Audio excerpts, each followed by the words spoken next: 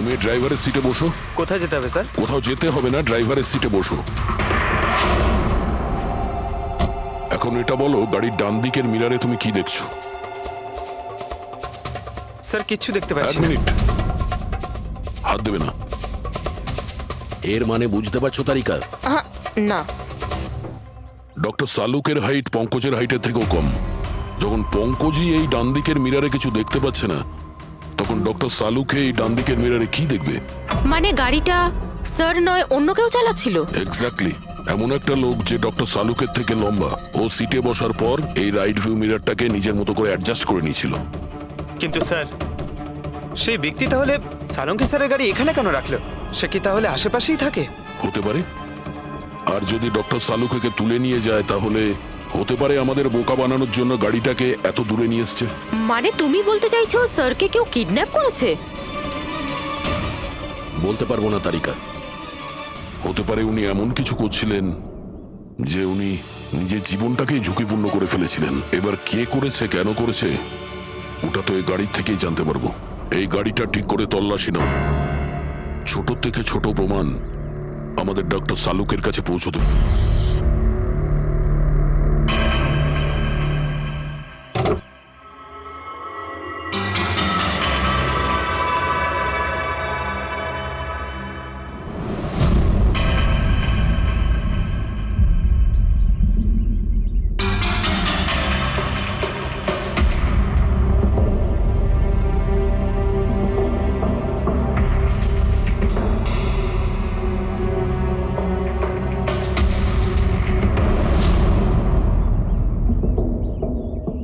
হ্যাঁ তারিকা, কিছু পেলে? আঙ্গুলের ছাপ তো পাইনি, কিন্তু টায়ার আর সিটের নিচে বালির কিছু কণা পাওয়া গেছে। বালির কোনা? সেই বালি যেগুলো সমুদ্রের পাড়ে পাওয়া যায়। তার মানে হতে পারে যে লোকটা গাড়ি চালাচ্ছিল হয় ও, না হলে ডক্টর সালুকে কোনো বিচে গেছিল। হ্যাঁ স্যার বলছিলেন কমলের বডির থেকে দুটো আলাদা রকমের বালি পাওয়া গেছে। কমলবাবুর বডিতে দুটো আলাদা আলাদা বালির কণা।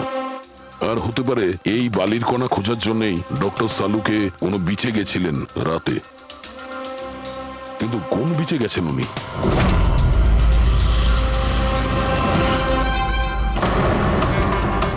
স্যার, স্যার পাসওয়ার্ড পেয়ে গেছি। গুড। দেখো তো কি আছে এর ভেতরে। স্যার এইটাতে দুটো ফাইল আছে, গ্রিড আর রিভেঞ্জ। রিভেঞ্জ? বদলা? আর এইবার তো মুম্বাইয়ের কোনো রিসর্টেতে নিজের লেখা গল্প বদলার ক্লাইম্যাক্স লিখতে গেছিল। তো ওই নভেল যার উপর কমলবাবু কাজ করছিলেন, একটু খোলো তো।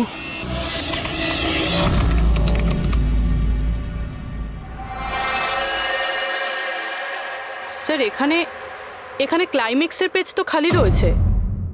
ক্লাইম্যাক্সের পেজ খালি? কমলবাবুর স্ত্রী বলছিলেন যে উনি এরই ক্লাইম্যাক্স লেখার জন্য ছুটিতে গেছিলেন। তাহলে উনি কিছু লেখেননি কেন?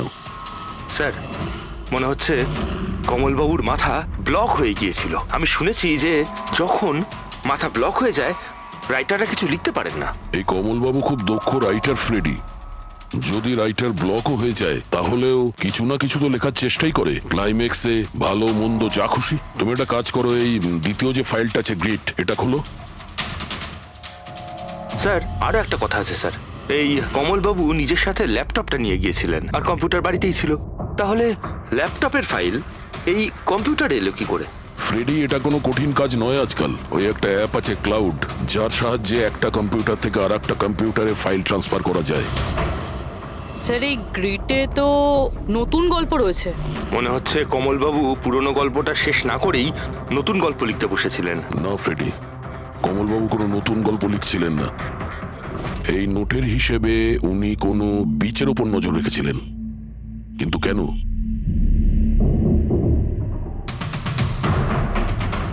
স্যার এই কেন শব্দের কারণ হয়তো এই গল্পের মধ্যে আছে। যখন তুমি বালিতে হাঁটছো, তখন শুধু বালিতেই হাঁটছো না, বরং তুমি হাঁটছো 1000 কোটি টাকার সম্পত্তির ওপর, যাকে পাওয়ার জন্য কিছু দুষ্ট পাপী নিরপরাধদের খুন করে। ও, বালি। মনে হচ্ছে ও কমলবাবু কোনো অপরাধের রহস্য খুঁজে পেয়েছিলেন, যেটাই ওনার মৃত্যুর কারণ হয়ে গেছে।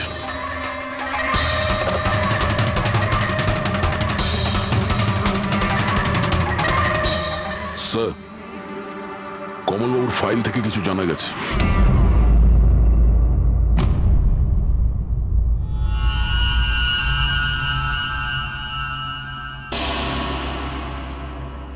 ও গড, সালুকা স্যারের গাড়ি থেকে সেই বালি পাওয়া গেছে যেগুলো কমলের বডি থেকে পাওয়া গিয়েছিল, যে বালিতে তেল মেশানো ছিল।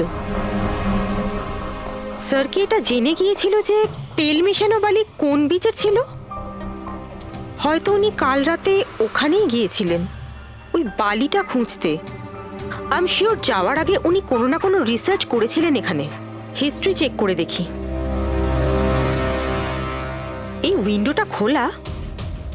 সানমুলামা বিচ, 1 বছর আগে একটা নৌকো এখানে পাথরে ধাক্কা খেয়েছিল, আর যে কারণে অয়েল স্টিকের নির্মাণ হয়েছে। তেল পরিষ্কার করতে 3 মাস লেগে গেছিল লোকজনের। এটাই একমাত্র বিচ যেখানকার বালিতে তেলের অংশ রয়েছে। তার মানে সালুকা স্যার ডেফিনেটলি সানমুলামা বিচে গিয়েছিল। আর এই কমলও জুহু বিচের সাথে সাথে সানমুলামা বিচেও গিয়েছিল। আচ্ছা, এরকমটা নয় তো যে এর মৃত্যু এই সানমুলামা বিচে কিছু একটা গন্ডগোল আছে? সালুকা স্যারও তো এখান থেকেই নিখোঁজ হয়েছে। এই পাণ্ডু আমাদের ভুল বোঝাচ্ছে না তো? মৃত্যুর সময় নিয়ে 9:30 11:30।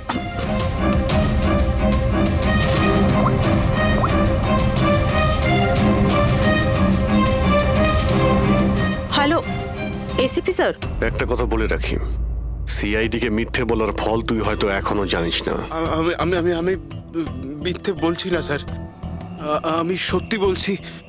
আসলে হয়েছিল কি, আমি শুধু ওই টাকা নিতে চেয়েছিলাম আর ভুল করে প্রাণ চলে যায় কি করে? ওর। হ্যাঁ? তুই কি করে ওনাকে মাল্ডি বলার কি দিয়ে আমি, মেরেছিলি? পাথর দিয়ে মেরেছিলাম, পিঠে পিঠে। ফরেনসিক থেকে জানা গেছে ওনার পিঠে কোনো আঘাত ছিল না। হ্যাঁ, মনে এসছে ওই লাঠি দিয়ে মেরেছিলাম ওর মাথায়। লাঠি দিয়ে মাথায়। নাকি পাথর দিয়ে? লাঠি দিয়ে মেরেছিলাম। ওই লোকটাকে গলা টিপে খুন করা হয়েছে। হ্যাঁ, ওই আমি পাথর দিয়ে মারি, আর তারপরে আমি ওর গলা চেপে দিই যাতে ও বেঁচে না তুই থাকে। এক্ষুনি তো বলি ভুল করে মেরে ফেলেছিস। হ্যাঁ? এ পাণ্ডু, মিথ্যা কথা বলিস না কিন্তু। স্যারের সামনে কেউ মিথ্যা কথা বললে উনি 2 মিনিটে ধরে নেন। ওই লোকটাকে গলা টিপে মারা হয়নি। সত্যি কথা বল আমার স্যারকে। কিচ্ছু মনে পড়ছে না। আপনাকে আমি বলছি তো যে খুন আমি করেছি। আপনি প্লিজ আমাকে জেলে ভরে দিন। চুপ! আমাদের একজন ডক্টরকে ওরা কিডন্যাপ করেছে, যাদের তুই বাঁচাতে চেষ্টা করছিস। যদি ওনার কিছু হয়ে যায় ওরা তো শেষ হবেই। আর তোর এমন অবস্থা করবো যা তুই স্বপ্নেও ভাবতে পারবি না। বল! স্যার, ওই 2 দিন আগে আমাকে কেউ একটা বারে বলে ডেকেছিল, আর বলেছিল যে আমার জন্য কিছু কাজ আছে। পেছনে তাকিয়ে দেখবি না একদম। আমি তোকে ডেকেছি এখানে। ডাকবার কারণ? কাজ করবি আমার জন্য? কি কাজ আছে? কাজ জানার আগে কাজের মূল্য জেনে নে। 5 লাখ টাকা। 5 লাখ? হ্যাঁ, আমি জানি এই টাকা তোর পক্ষে যথেষ্ট তোর পরিবারের সমস্ত দাবি দাওয়া মেটানোর জন্য। এটা ছাড়া প্রত্যেক মাসে 50,000 টাকা করে পাঠাবো আলাদা। তুই আমাকে বিদেশে তো পাঠাচ্ছিস না? এটাই ধরে নে। আর ওই বিদেশের নাম হচ্ছে জেল। জেল? তোকে একটা লোকের খুনের দায় নিজের মাথার উপর নিতে হবে। না না, আমি পারবো না এসব। ভেবে দেখ, এত টাকায় তুই তোর ছেলের ভালোভাবে চিকিৎসা করাতে পারবি। আমি এখানে প্যাকেটটা ছেড়ে যাচ্ছি, এতে 5 লাখ টাকা আছে আর আংটি। আর ওই আংটি তুই সোনার দোকানদারকে বেচবি। যে কোনো সোনার দোকানে? না, এমন একজন দোকানদার যার সঙ্গে সিআইডির ভালো যোগাযোগ আছে। দোকানের অ্যাড্রেস প্যাকেটের ভেতর লেখা আছে। চললাম রে।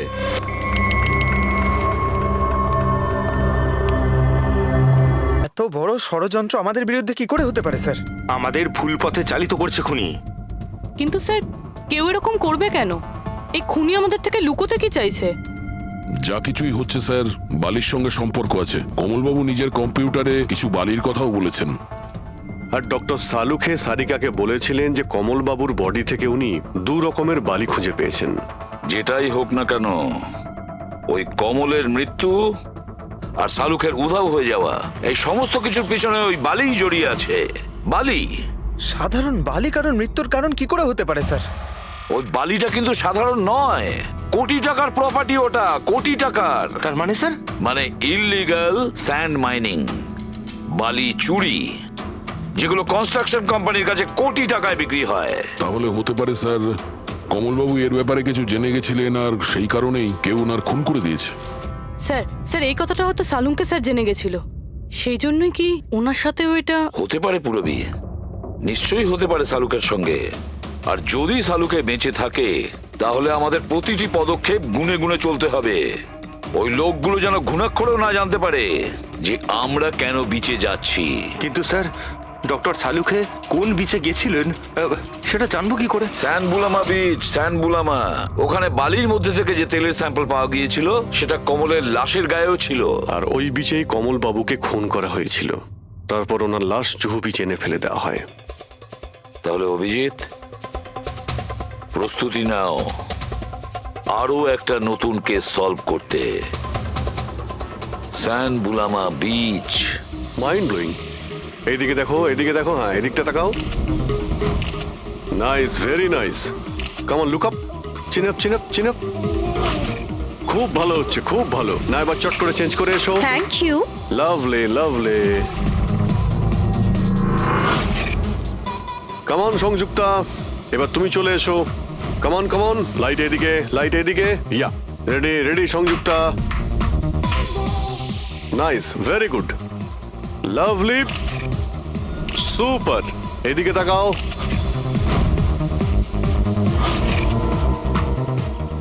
Mind blowing. আরে ভাই কি করছিস, একটু সাইডে যা। আরে লাইট নিচ্ছিস না কি করছিস? Come on, hurry up. ইয়া,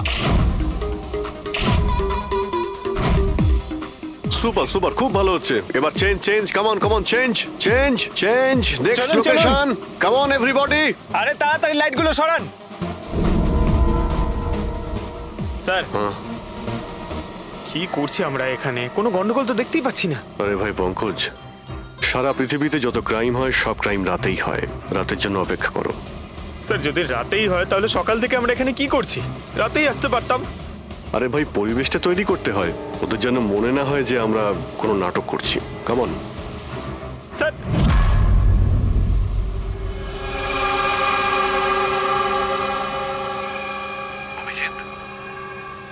আরশোলাগুলোকে দেখতে পাচ্ছো? ভাই এখনো পর্যন্ত তো না, কিন্তু সময় তো হয়ে গেছে বাইরে আসার। খুব তাড়াতাড়ি খুঁজতে হবে আরশোলাগুলোর গর্তটাকে। এক এক মিনিটও ডক্টর সালুকের জীবনের জন্য খুব দামি। হ্যাঁ সবই জানি, সবই জানি ভাই। কাম অন, এই লাইটটা এদিকে নাও। এই জায়গাটা বেশ নিরিবিলি, তাই না? হয়তো এখানে আমাদের কাজ হয়ে যাবে। আরে কাম অন বাবলু, লাইটটা অন কর। চলো চলো, তাড়াতাড়ি করো, তাড়াতাড়ি। Come on, come on. তাড়াতাড়ি। ওফো, 11টা বেজে গেছে বাবলু, 11টা। Sorry, sir. আরে এখনো Roll পর্যন্ত camera, শুটই করতে rolling. পারলাম না। আরে Roll. আরে এটা ফটো শুট চলছে, কি সব বলছিস তুই? Sorry, sir. Come on girls. Can I sit here? Model দুজন রেডি। সংযুক্তা, তুমি ওর পিছনটায় দাঁড়াও। Nice, lovely, super, mind blowing. Change, change, change, change. Come sit. পিছনটায় দাঁড়াও।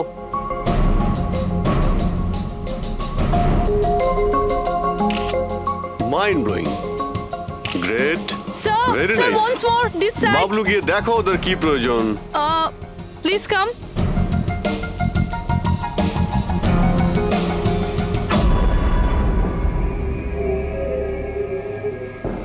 না, মনে হচ্ছে ওরা চলে এসেছে। Ready sir. চুপ। হ্যাঁ ভাই, কি হচ্ছে এখানে? Hello, who are you? আচ্ছা, ফুর্তি করা হচ্ছে এখানে। চলো বেরো এখান থেকে। লিসেন। দেখতে পাচ্ছিস না ফটো শুট হচ্ছে? চল বেরো এখান থেকে। এখানে কোনো শুটিং ফুটিং অ্যালাউ নেই। চলো বেরো এখান থেকে। হ্যালো, তোমরা কে? আমাদের এখান থেকে বের করে দিচ্ছ এভাবে? এই জায়গাটা কি তোমার বাবার? বাবাকে নিয়ে কোনো কথা বলবে না, নয়তো খুব খারাপ হবে। হোয়াট? কি করবে তোমরা? বলো, গার্লস, বলো। গার্লস, গার্লস, প্লিজ প্লিজ তোমরা প্লিজ প্লিজ সরে যাও ওদের প্লিজ এইভাবে স্যার দেখুন না তোমরা শান্ত হও শান্ত হও আচ্ছা দাদা দাদা প্লিজ এক মিনিট কাম ডাউন কি কি প্রবলেম আপনাদের মিস্টার জন হোক বা টন এটা প্রাইভেট বিচ বুঝলে তুমি নিজের ইউনিটকে গোটাও আর এখান থেকে বেরো আরে এই ওহো এই এক মিনিট চুপ করো তোমরা শান্ত হও এটা প্রাইভেট বিচ আমি বুঝতে পেরেছি এটা প্রাইভেট বিচ কিন্তু 2-4টে ছবি তুলবো তারপরে চলে যাব কেন পেটে লাথি মারছেন দাদা ভাই বললো না একবার চল বেরো এখান থেকে নাকি হাত পা ভেঙে দেবো এক্ষুনি। আরে না না আমাদের হাত পা আপনারা কেন ভাঙতে যাবেন no violence No, we can't চলো do এখান থেকে চলো this. চলো চলো চলো চলো আলতু তাড়াতাড়ি লড়াই এখান থেকে চলো বাবলু তাড়াতাড়ি এখান থেকে শিফট করো তোমরা শান্ত হও ব্যাকআপ নয় shift only shift shifting shifting চুপ করো তোমরা শান্ত হও শিফটিং কি ভাই কিরম লাগলো? রাগ করবে না এভাবে একদম রাগ কাজ করবে না করা যায় মাথা না, ঠান্ডা জন। করো এটা এক্ষুনি চলে যাবো অসম্ভব, এখান থেকে চলো hopeless. শিফট শিফট Seriously, চলো sir. তাড়াতাড়ি Yup. আমরা এখান থেকে যাচ্ছি কেন স্যার? মনে হচ্ছে এই লোকগুলোই। জানি খুব ঠান্ডা মাথায় কাজ করতে হবে এদের হাতে নাতে ধরতে হবে হ্যাঁ স্যার। আরে শিফট করো। এ তাড়াতাড়ি কাজ কর, খাবার টাবার কাজ নেই নাকি? তাড়াতাড়ি কর, বস আসবে কোনি, তাড়াতাড়ি কর। আরে বাহ বাহ বাহ বাহ বাহ বাহ বাহ খুব ভালো একটা লোকেশন এখানে ফটোশুট করতে কোনো অসুবিধা নেই তো আরে কয়েকটা তুই- আপনারও তুলে দেবো বললাম না তোকে এখানে কোনো তোর শুটিং চলবে না। এ টন চল এই সব এক লাইনে দাঁড়া। কে তোমরা বলো? সিআইডি কি অনেক হয়েছে বালি চুরি ডক্টর সালুকে কোথায়? এবার এর কি করব? কিচ্ছু না, বস বলেছে একে যেন এখন হাত না দেওয়া হয়। হাত লাগাবো না মানে? সিআইডি এখানে এসে গেছে, যদি আমরা একে বাঁচিয়ে রাখি তাহলে আমরা সবাই ফাঁসবো, বুঝলি? ঠিকই বলছিস তুই, লাশটাকে বস্তায় পুরে সমুদ্রে ফেলে দি। ওকে বস।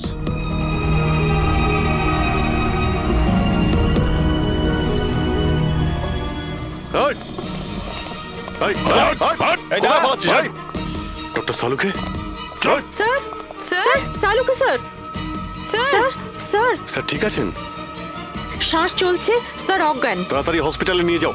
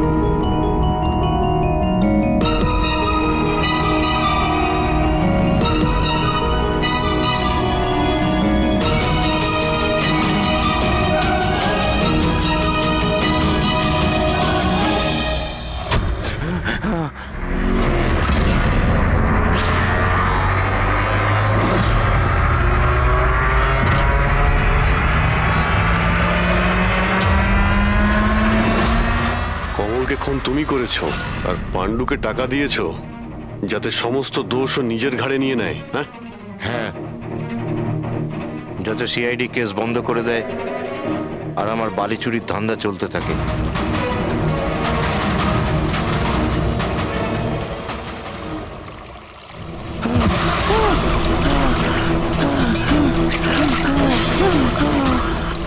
আমাকে মেরো না, মেরো না আমাকে।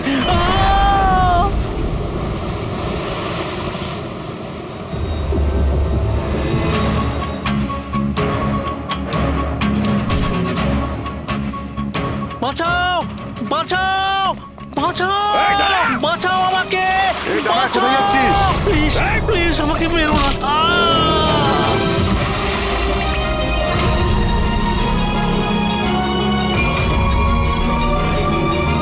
আর ওই বিদেশের নাম হচ্ছে জেল, ডক্টর সালুকে তুমি প্রাণে মারার চেষ্টা করেছিলে, হ্যাঁ? কারণ উনি আমার সমস্ত কিছু জেনে ফেলেছিলেন আর আমার সামনে যেই আসবে আমি তাকেই শেষ করে দেবো। তোমার মতো অনেক এলো আর অনেক চলে গেল সিআইডি কে শেষ করার জন্য, বুঝেছো? এবার তুই জেলের ভিতরে বসে তোর এই কালো ব্যবসার হিসেব নিকেশ করিস। চল।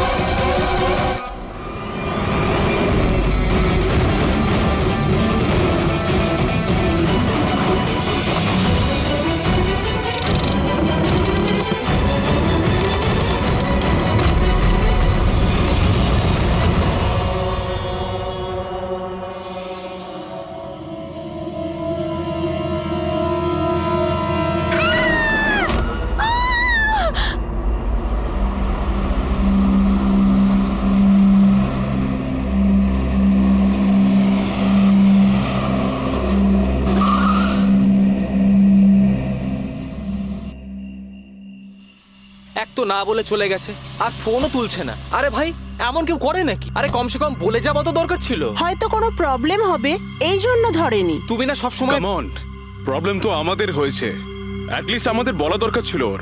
আর না তো কি, একদম বাচ্চাদের মতো ব্যবহার, কারো চিন্তাই করে না। সি গাইস লিসেন, প্রথমে ঘরের ভেতর ঢুকে দেখি, এটাও তো হতে পারে যে ঘরের ভেতর রয়েছে। চলো চলো।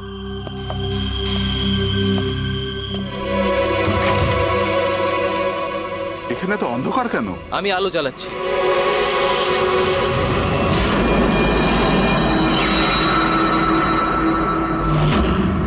এসব কি? সারিকা, আমার আগে থেকেই মনে হচ্ছিল যে ওই মেয়েটার প্রাণের সংশয় আছে। এই কথাটা আমার হালকাভাবে নেওয়া উচিত হয়নি, ওদের ভরসা করাই উচিত হয়নি। তুমি এত কেন ভয় পাচ্ছ? হয়তো মেয়েটা ঠিকই আছে। তুমি জানো না অভিজিৎ, এই মেয়েটার এমন একটা রোগ আছে যার কারণে যে কোনো সময় ওর জীবন যেতে পারে। কেউ যা খুশি করতে পারে ওর সঙ্গে, কিন্তু ও জানতেই পারবে না। জানতে পারবে না? স্যার, ওকে ঘুমাতে আছে? না, কমায় না, একটা অদ্ভুত রোগ। আমিও এই রোগের ব্যাপারে আগে কখনো শুনিনি। একটা অসুস্থ মেয়েকে তার পরিবারের লোক মারতে কেন চাইবে? যতটা আমি ওদেরকে চিনেছি, আমার মনে হচ্ছে যে ওদের ভাবসাব খুব একটা সুবিধার নয়। সারিকার সঙ্গে আমার কয়েকদিন আগেই দেখা হয়। একদিন আমি অফিস থেকে যখন বাড়ি যাচ্ছিলাম,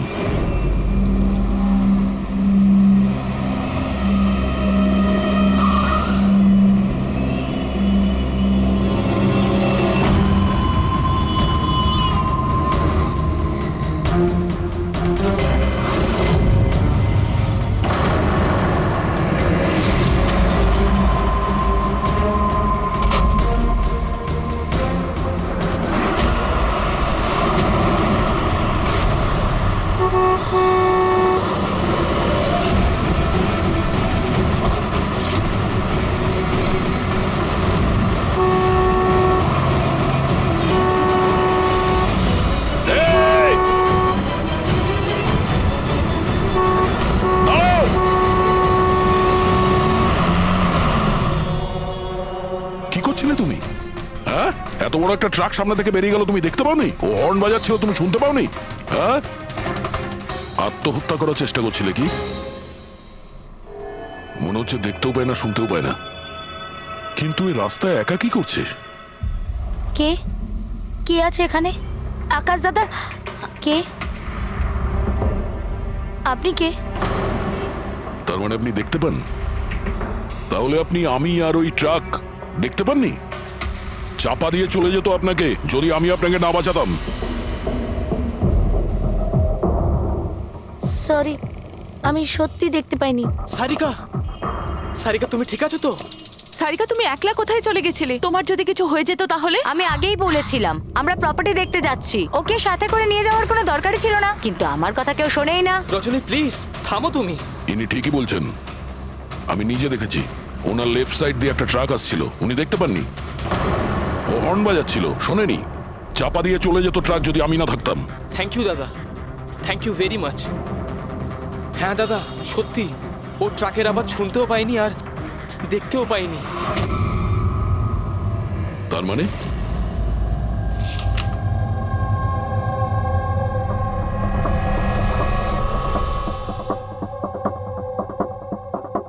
এইসব আপনি, মানে আপনার শুধু জিনিস আর সবার এই ডান দিকটা নজরে আসে না, শুধু বাঁ দিকটা নজরে আসে? হ্যাঁ স্যার। তার মানে এই মুহূর্তে আমি আপনার সামনে আছি, আপনি আমার অর্ধেকটা দেখতে পাচ্ছেন, আমার এই ডান দিকটা আপনি দেখতে পাচ্ছেন না? না স্যার, দেখতে পাই না। আমার যত কাছে কেউ থাকুক না কেন, যদি সে আমার বাঁ দিকে দাঁড়িয়ে থাকে তাহলে না আমি তাকে শুনতে পাই আর না দেখতে পাই স্যার। আমার এই সমস্যাটা রয়েছে স্যার, হেমি স্পেশাল নেগলেক্ট। এই রোগের কারণের জন্য স্যার আমার মাথা লেফট সাইড রেজিস্টার করতে পারে না স্যার, শুধুমাত্র ডান দিকটাই বুঝতে পারি আমি স্যার। সেই জন্য আপনি এইসব পেন্টিংস, এই লোকজন, সবার ডান দিকটাই দেখতে পাই আমি স্যার। তাহলে এই অসুখের কোনো ট্রিটমেন্ট নিশ্চয়ই আছে। আর আপনারা ওনাকে রাস্তায় যেতে দিলেন কি করে? আপনারা তো জানতেন যে ওনার সঙ্গে কি হচ্ছে, তারপরেও যদি কিছু হয়ে যেত ওনার। স্যার আপনি বলুন স্যার, ওর তো নিজের বুদ্ধি ব্যবহার করার দরকার ছিল। ওর কি দরকার ছিল রাস্তায় একা যাবার? আর এ কোনো ছোট বাচ্চা নাকি যে 24 ঘন্টা ওকে নজরে রাখতে হবে? ইনফ্যাক্ট আমরা এর জন্য একটা বেবি সিটার রেখে নিই যে 24 ঘন্টা ওর দিকে নজর রাখবে। এখন এসব বলে কি হবে? হ্যাঁ, ভুল আমাদের হয়েছে, এটা তোমরা মানো আর না মানো আমি মানি। Sir, I am so sorry sir. Sir, এই ভুল আর দ্বিতীয়বার আর হবে না। সারিকা আমার ছোট বোন, আর এর খেয়াল রাখার আমার দায়িত্ব স্যার। কারেক্ট। এরপর থেকে এরকম কোনোদিন হবে না। আর তাছাড়া এখন তোমার ওষুধ খাওয়ার সময় হয়েছে না, চল ওষুধ খাবে। স্যার, এটা তো খুবই ভয়ঙ্কর রোগ। যদি কেউ ওর লেফট সাইডে সোজাসুজি অ্যাটাক করে তাও ও বুঝতে পারবে না। এক্স্যাক্টলি, এই ব্যাপারটাতেই আমার ভয়। এক তো এই অসুখ, তার উপরে কোটি টাকার সম্পত্তির একলা ওয়ারিশও। সারিকার মা বাবা একটা অ্যাক্সিডেন্টে মারা গেছে, সারিকা বেঁচে গেছে, কিন্তু ওর এই হেমি স্পেশাল নেকলেট অসুখ হয়ে গেছে। ওর আশেপাশেও দেখভাল করার জন্য তো অনেক লোক আছে, কিন্তু তার মধ্যে জানি না কতজন আছে যারা সৎভাবে ওর ওর ভালো চায়। এরকম কেন মনে হচ্ছে তোমার? অভিজিৎ, ওই উইল অনুযায়ী সারিকার পরে পুরো সম্পত্তি এই আত্মীয়দেরই পাওয়ার কথা। আর আমার প্রথম থেকেই এদেরকে খুব একটা ভালো লাগছে না। আর এই কিছুদিন আগে আমি ওর বার্থডে পার্টিতে গেছিলাম। চলো সারিকা, এবার কেকটা কাটো। দাদা, আর 2 মিনিট ওয়েট করে যাই। দয়া স্যার হয়তো চলে আসবেন, আমি ওনাকেও ইনভাইট করেছি। অন্তত আমাদেরও বলতে পারতে। আরে কে কি বললো না ভাই? Oh I am so sorry, আসতে একটু দেরি হয়ে গেল। Many many happy returns of the day, happy birthday. I will take it, দাও। আপনি আপনাকে ঠিক চিনতে পারলাম না। আমি বলছি, এ হলো কৃতি। সারিকার মতো পেশেন্টদেরকে হ্যান্ডেল করার জন্য ইনি ট্রেনিং নিয়েছেন, আর আমি ইনাকে 24 ঘন্টা সারিকার সাথে থাকার জন্য অ্যাপয়েন্ট করেছি। আশা করি আপনি সারিকাকে নিয়ে আর চিন্তিত হবেন না। একদম। আর আমাদেরও মনে হয় যে কৃতি থাকলে সারিকা সেফ থাকবে। অ্যাবসলিউটলি। আমারই ভুল হয়েছে, শুধু আমার ভুল। আমার সারিকাকে ওদের ভরসায় ছাড়া উচিত হয়নি আমার।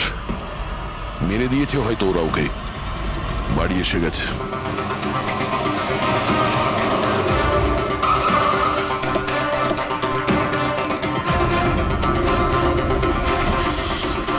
কোথায় ও? হ্যাঁ, কি করেছো তোমরা ওর সাথে? স্যার আমরা তো জানি না কি হয়েছে, আমরা তো কিছুই করিনি স্যার। 1 মিনিট, কি হয়েছে কি এখানে? স্যার, ড্রয়িং রুমের অবস্থা দেখে আমরা এতটাই ভয় পেয়ে গেছি যে আমরা ভিতরে যাইনি। আগে এটা বলো, সারিকা কোথায়? স্যার, আমরা কিচ্ছু জানি না, আমরা কিচ্ছু দেখিনি। স্যার, আমরা এইসব দেখে ঘাবড়ে গিয়েছিলাম আর সোজা আপনাকে ফোন করেছিলাম। ঠিক আছে, আমরা দেখে নিচ্ছি। পঙ্কজ, এদের সবার স্টেটমেন্ট রেকর্ড করো, আর কাউকে ভিতরে আসতে দেবে না।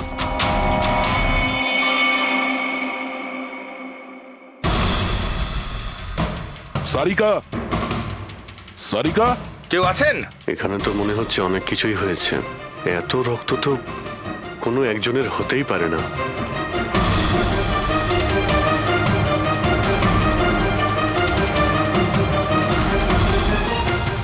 স্যার,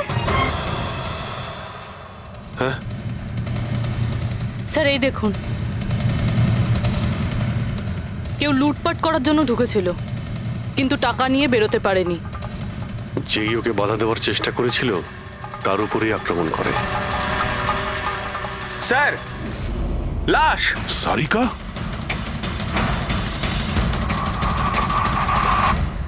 ও নো। মানালি তো এরপর থেকে এরকম কোনোদিন হবে না। আর তাছাড়া এখন তোমার ওষুধ খাওয়ার সময় হয়েছে না। সারিকার ছোট বৌদি, জয়ন্ত স্ত্রী। তাহলে ও কোথায় আছে?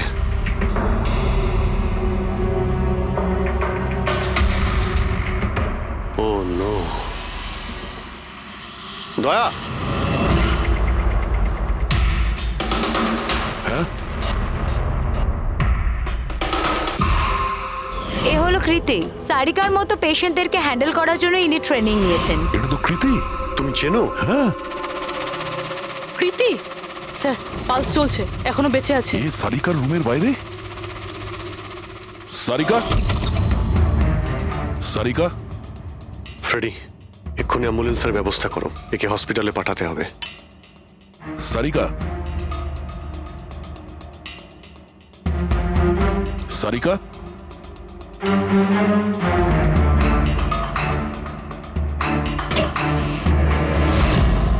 সারিকা, সারিকা, অভিজিৎ, না না না না না, কিছু নেই, কিছু নেই। Relax, আমরা relax. সিআইডি থেকে এসো, রিল্যাক্স বাইরে রিল্যাক্স এসো, বাইরে এসো, বাইরে এসো। রবি, এসো। সামনে। তুমি ঠিক আছো তো? বসো, এখানে বসো। থ্যাংক গড একে পাওয়া গেছে। তুমি ঠিক আছো? সবাইকে মেরে দিয়েছে, সবাইকে মেরে দিয়েছে স্যার। এক মিনিট, এক মিনিট। কে করেছে এসব? কে ছিল সে? দয়া স্যার, কি হয়েছিল? স্যার সবাইকে মেরে দিয়েছে স্যার। কে? মেরে দিয়েছে। কে? হ্যাঁ, কে মেরেছে? মেরে দিয়েছে স্যার। আমার মনে হয় এক্ষুনি একে হসপিটালে পাঠানো উচিত, ওর মানসিক অবস্থা ঠিক নেই। ওটাই ঠিক হবে, মনে হচ্ছে শক পেয়েছে। রবি, তোলো একে। ওঠো, ওঠো। আমার সাথে এসো।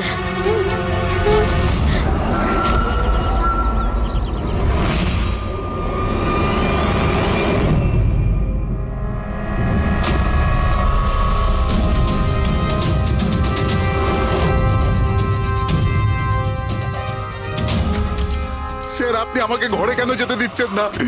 আমার বউ খুন হয়েছে। স্যার প্লিজ, স্যার প্লিজ, আমি একবার দেখতে চাই, শুধু একবার। মিস্টার জয়ন্ত, আপনার স্ত্রীর খুন হওয়ার জন্য আমরা খুব দুঃখিত, কিন্তু আমরা আপনাদেরকে ভেতরে যেতে দিতে পারি না। 3 জনের উপর হামলা হয়েছে, একজন মারা গেছে, একজন আহত, আর একজন শক পেয়েছে। আর আপনারা বলছেন যে আপনারা কিছুই জানেন না। হ্যাঁ, সত্যি আমরা কিচ্ছু জানি না স্যার। ইনফ্যাক্ট আমরা এখানে কেউ ছিলামই না স্যার। আমরা সবাই নিউ বোম্বেতে ছিলাম একটা পার্টিতে। কোন পার্টি? স্যার একটা ফ্রেন্ডের রিসেপশনের পার্টি। তো আপনারা সবাই ওখানে গিয়েছিলেন তো? মানালি। ও বাড়িতে কেন ছিল? স্যার মানালি আমাদের সঙ্গে গিয়েছিল। বাড়িতে শুধু সারিকা আর প্রীতি ছিল, কারণ স্যার সারিকার শরীর খারাপ ছিল। কিন্তু স্যার এই পার্টি থেকে হঠাৎ মানালি কি করে হারিয়ে গেল আমরা কিচ্ছু জানি না স্যার। স্যার, হ্যাঁ পূরবী। স্যার এই দেখুন, এর নখে এবং এর বডিতে অনেক গুঁড়ো চুল পাওয়া গেছে। স্যার, এই কাঁচের টুকরোগুলো দেখুন, বেশ মোটা, মনে হচ্ছে কারো চশমার কাজ।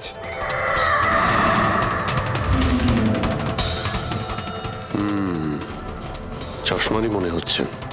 রেখে দাও সাবধানে।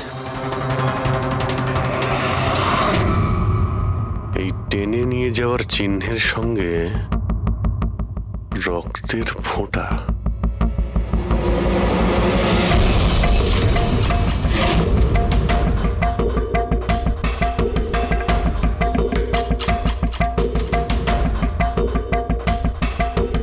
এখানে এতটা রক্ত, মানে এখানে এসে দাঁড়ায় আর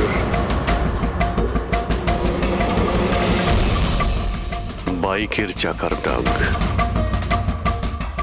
কেউ আহত অবস্থায় এখানে আসে আর বাইকে উঠে এখান থেকে বেরিয়ে যায়। আচ্ছা একটা কথা বলুন তো, আপনাদের মধ্যে বাইক কার কাছে আছে? বাইক? না স্যার বাইক তো কারুর কাছে নেই, আমাদের সবার কাছে নিজের পার্সোনাল গাড়ি আছে স্যার। এই বাড়িতে টোটাল 5টা কার আছে স্যার। কিন্তু অভিজিৎ, এটা কেন জিজ্ঞাসা করছো? কারণ কেউ খুবই আহত অবস্থায় বাইকে উঠে এখান থেকে চলে গেছে, আর আমার পুরো বিশ্বাস যে খুনি সেই। আই থিঙ্ক এর জবাব সারিকাই দিতে পারবে। ওর জ্ঞানটা একবার ফিরে আসুক। বাই দ্য ওয়ে, আপনাদের মধ্যে কি কারো চোট বা আঘাত লেগেছিল? আঘাত আমাদের? স্যার আপনার কথার মানে কি? আমাদের কেন চোট লাগবে? আপনারা আমাদেরকে সন্দেহ করছেন? যতক্ষণ এই কেসটা সলভ না হবে আমরা সবার উপরেই সন্দেহ করব। আর আপনারা যদি আমাদের সঙ্গে সহযোগিতা না করেন তাহলে আমাদের সন্দেহ আরো বেড়ে যাবে। হ্যাঁ, তাই প্লিজ কোঅপারেট।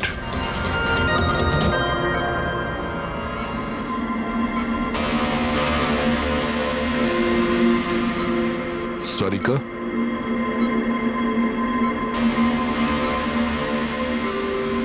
আচ্ছা তুমি কি ঠিক আছো? অভিজিৎ, সারিকা, দয়া স্যার। তুমি ঠিক আছো? স্যার মানালি বৌদি আর কৃতি স্যার। কৃতি ঠিক আছে, কিন্তু মানালি মারা গেছে। সামলে কৃতি।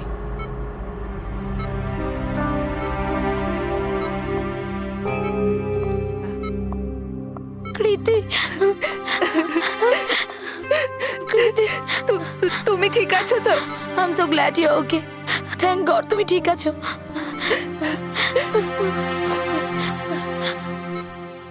আচ্ছা, কাল এক্স্যাক্টলি কি হয়েছিল তুমি বলতে পারবে?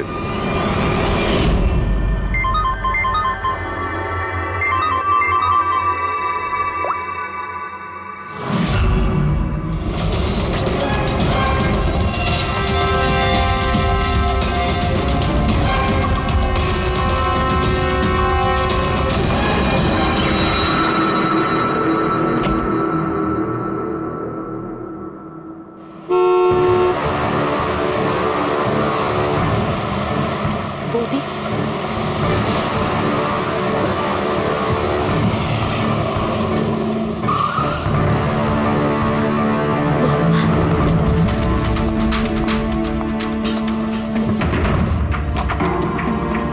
সারিকা,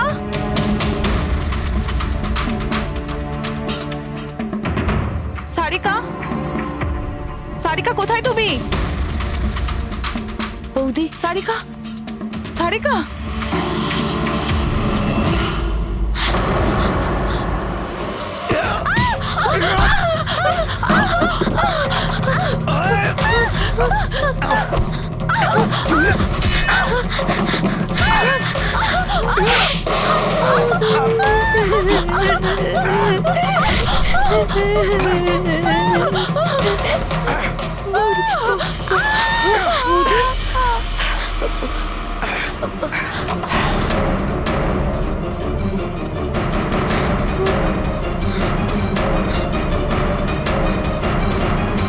কৃতি, কৃতি, কৃতি। তো তুমি ওনার দরজাতে ধাক্কা দিয়েছিলে। তো কৃতি, আপনি কি দেখেছিলেন? আপনার উপরে আক্রমণ কি করে হলো? সারিকার জোরে চিৎকারের আওয়াজ পেলাম, আমি তখনই ঘর থেকে বাইরে আসি। সারিকা, এইসব কি করে? কৃতি, কৃতি, সারিকা তুমি ঠিক আছো তো? কৃতি, আমি আমার রুমে। কৃতি, আমি এখানে। Okay okay okay Sarika, you don't worry, I am coming. Kriti সাবধানে, খুনি এখনো বাড়িতেই আছে। খুনি? সারিকা, তুমি ওকে দেখেছো যে কৃতির ওপর হামলা করেছে? হ্যাঁ স্যার, আমি দেখেছিলাম। সারিকা, সারিকা, কৃতি, কৃতি, সারিকা, সেই মুহূর্তে তুমি যা যা দেখেছো সেটা তুমি একটা পেপারের ওপর আঁকতে পারবে? হ্যাঁ স্যার, যখন আমি ওনাকে মানালি বৌদির পেছনে দেখেছিলাম তখন খুব ভয় পেয়ে গেছিলাম। আমি শুধু ওই মুখটার একটা ঝলক দেখতে পেয়েছিলাম স্যার। যখন আমি আবার দেখি তো তখন আমি শুধু হাতটুকু দেখতে পাই। কৃতি আমার দিকে আসছিল আর তারপর পিছন থেকে হাত এলো, ওই হাতটা ওর ওপর হামলা করলো। লোকটা রেনকোট পরেছিল আর গ্লাভস আর একটা বড় চকমকি ঘড়ি, এই যে একেবারে সেরকমই হুবহু যেমনটা আমি দেখতে পেয়েছিলাম।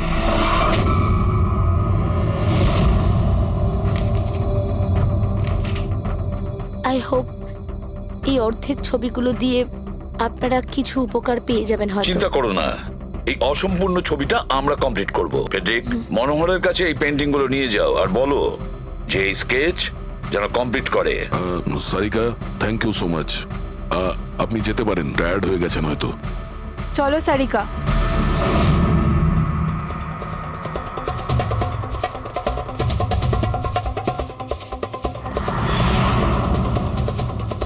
এই লোকটাকে তো আগে কখনো দেখিনি স্যার। হতে পারে শুধু এই কাজের জন্যই হায়ার করা হয়েছিল।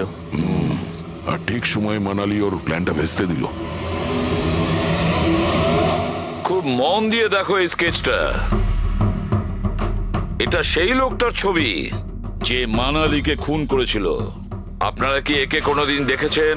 আমি তো বুঝতেই পারছি না আমাদের কেন সন্দেহ করা হচ্ছে। এক্স্যাক্টলি, আমরা সবাই সারিকার আপনজন, আর আজ আমরা বিজনেসের সব কাজ ছেড়ে এখানে এসেছি শুধুমাত্র সারিকার জন্য। আর আপনাদের মনে হচ্ছে আমরা ওকে মারতে চাইছি? স্যার যে মারা গেছে ও আমার বউ স্যার, আর সারিকা আমার বোনের মতো। স্যার আমি যখন খুব ছোট ছিলাম আমার বাবা মা মারা গিয়েছিল। সারিকার বাবা মাই আমাকে আদর যত্ন করে বড় করে তুলেছে। আমি আজ যা কিছু হয়েছি ওনাদের দুজনের জন্যই হয়েছি। আর স্যার আমি সারিকাকে আমার নিজের প্রাণের চেয়েও বেশি ভালোবাসি। এক্স্যাক্টলি, এক তো আমরা ওর জন্য নার্স রাখলাম, আর আপনারা সবাই আমাদেরকেই সন্দেহ করছেন। হ্যাঁ, সন্দেহ করছি তোমাদের সবাইকে। আমি নিজের চোখে দেখেছি কতটা ভালোবাসো তোমরা ওকে। আপনারা সবাই ভালোভাবেই জানেন যদি ওই বেচারির কিছু হয় তাহলে ওর কয়েকশো কোটি টাকার সম্পত্তির তোমাদের সবার মধ্যে ভাগ হবে।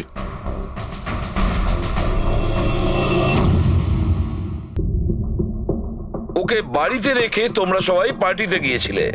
ওখানে মালিনী কোনো কথা শুনেছিল যে কোনো খুনি ওকে মারতে চলেছে। মালিনী কাউকে কিছু না বলেই নিজে ওকে সাবধান করে আর চলে যায় সেখানে যেখানে খুনি মানালিকে মেরে ফেলে। আর যদিও পার্টিতে এই কথাটা শুনে থাকে তাহলে আপনাদের মধ্যে কেউ হবে? কেউ না? ঠিক আছে, তোমরা এখন যেতে পারো, কিন্তু একটা কথা ভালো করে মনে রাখবে, আমাদের কড়া নজর থাকবে তোমাদের উপরে। অভিজিৎ, দয়া ও বলছিল মানালি ওকে ফোন করেছিল যে মানালি পুলিশ নিয়ে ওর বাড়িতে পৌঁছচ্ছে। এক্স্যাক্টলি স্যার, কিন্তু ও না আমাদের সঙ্গে কন্ট্যাক্ট করেছে না পুলিশের সঙ্গে। হতে পারে কেউ ওর পিছু নিয়েছিল, তাই হয়তো ভয় পেয়ে গিয়েছিল। একটা কাজ করি আমরা, পঙ্কজ পুরবী, ওই পার্টিতে যে কয়জন লোক এসেছিল ওদের প্রত্যেকের নাম আর ফোন নাম্বার বের করো, আর খোঁজ নাও ওই রাতে মানালির বাড়ির আশেপাশে ওদের মধ্যে কার ফোন অ্যাক্টিভ ছিল।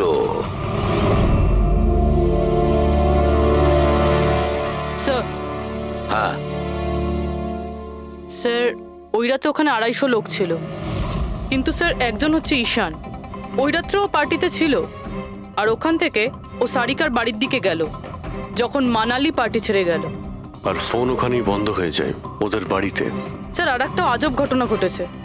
মানালি সেই রাতে ওই বাড়িতে ফোন করেইনি, বরং সেখান থেকে ব্যান্ড্রায় গিয়েছিল কোয়াড্রাম, আর তারপর থেকে ফোনটা সুইচড অফ। মানালির সেলফোন তোর কাছেই ছিল ওই ক্রাইম সিনে।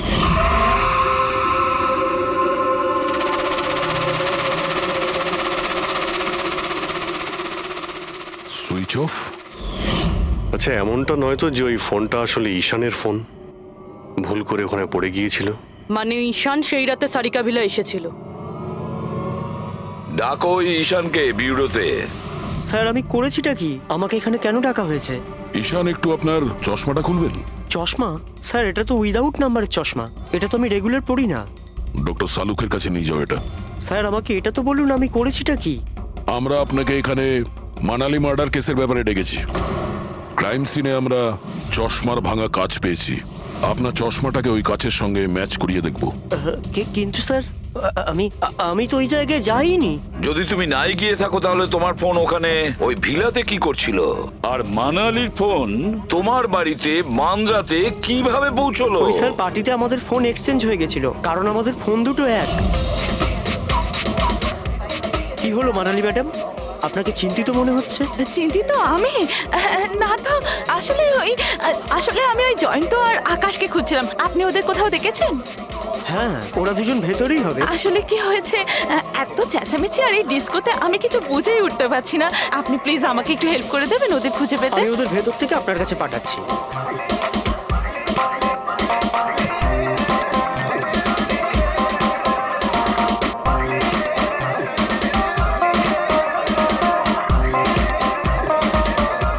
মানালি?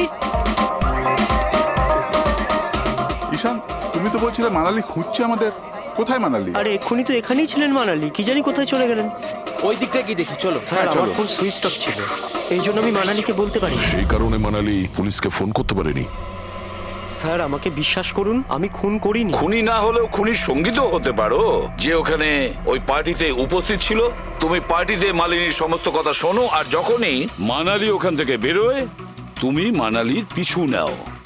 কোনো কায়দা করে তুমি মানালির ফোন তোমার বাড়ি ব্যান্দ্রাতে পাঠিয়ে দিলে, আর ওখানে পাওয়া চশমার কাঁচের টুকরো, আমাদের সন্দেহ ওটা তোমার চশমার রিপোর্ট তো আমরা পেয়েই যাব আমাদের ফরেন্সিক ল্যাব থেকে।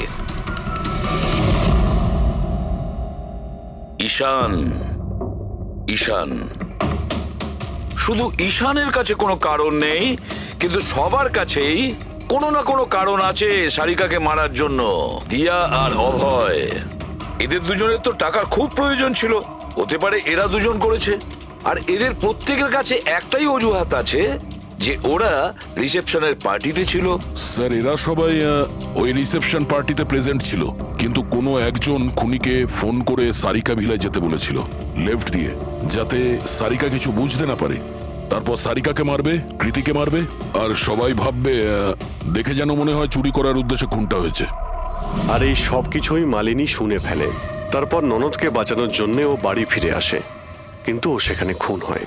কিন্তু মারা যাওয়ার আগে ও খুনিকে আহত করেছিল। খুনি যাওয়ার সময় কৃতির উপরে হামলা করে, লুটের মাল আর ওর ননদকে ফেলে তারপরে সে বাইকে করে পালিয়ে যায়। শুধু একবার এই খুনির ব্যাপারে কিছু যদি জানতে পারি না, কিছু, তাহলে ধরে নাও মাস্টার মাইন্ড আমাদের হাতে।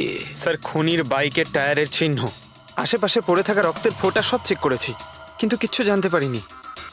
স্যার মনে হয় যে খুনির কোনো পাস্ট রেকর্ড নেই। এর মানে হলো খুনি কোনো পেশাদার অপরাধী নয়। স্যার মানালির জামা কাপড় থেকে আর নখ থেকে যে চুলগুলো পাওয়া গেছে, সালুঙ্কে স্যার সেটা টেস্ট করছে, হয়তো কিছু পাওয়া যাবে।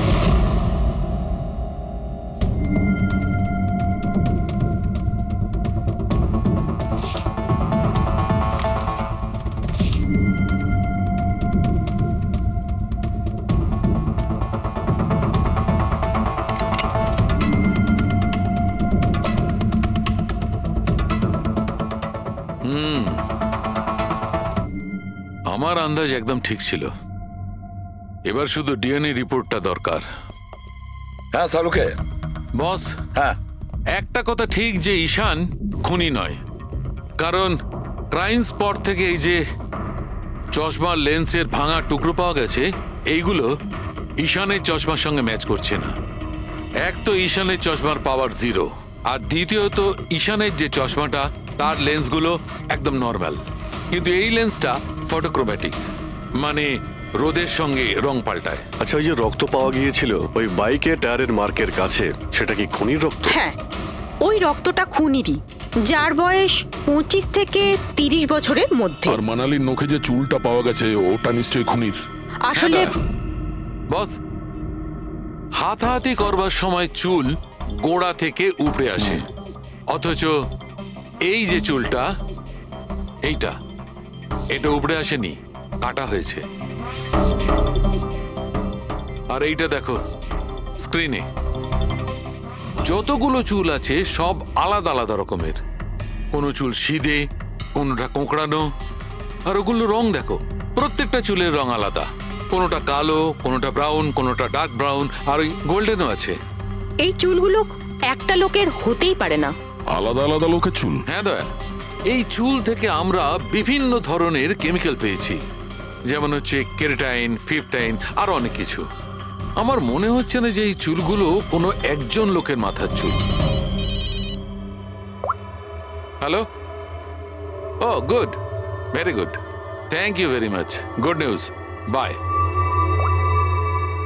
ডিএনএ টেস্টের রিপোর্ট, এই রিপোর্ট এই বিষয়টা কনফার্ম করছে যে এই যে চুলগুলো সেগুলো কোনো একজন ব্যক্তির চুল নয়। যে লোকটার ড্রেসের ওপর আলাদা আলাদা চুল আছে, আলাদা আলাদা লোকের কাটা চুল, সেই লোক কোনো বড় সেলুনে কাজ করে, হেয়ার স্টাইলিস্টের।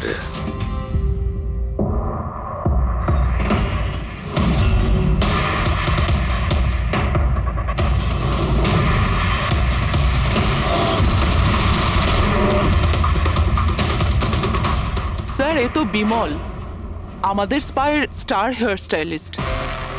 স্যার এখানে যেই আসুক না কেন সবাই ওর কাছেই হেয়ার স্টাইল করতে চাইতো। কিন্তু স্যার এই কিছুদিন ধরেই হলো এই টাকা পয়সা নিয়ে ভীষণ চিন্তিত থাকতো। এর জুয়া খেলার খুব অভ্যাস ছিল।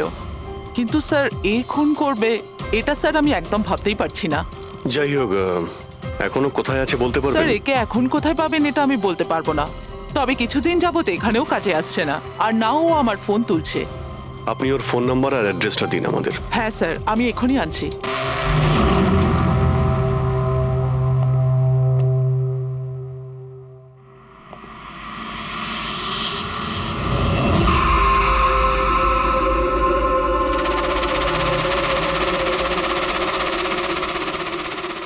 ও নো, এ তো গেছে। বিষ খেয়েছে। এখানে আঘাত লেগেছে আর এই কাঁধেও নখের চিহ্ন। মানে এই হলো সেই যে মানালিকে খুন করেছে। দেখো কিছু পাওয়া যায় কিনা।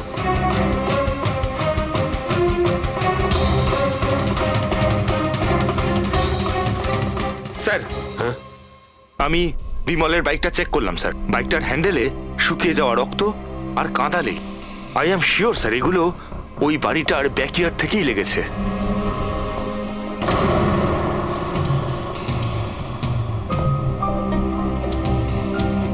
স্যার, স্যার এই ভেঙে যাওয়া চশমা আর এই রেনকোট পেয়েছি।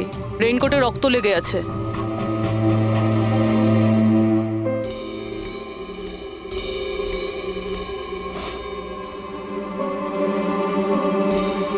এই দেখতে পাচ্ছ,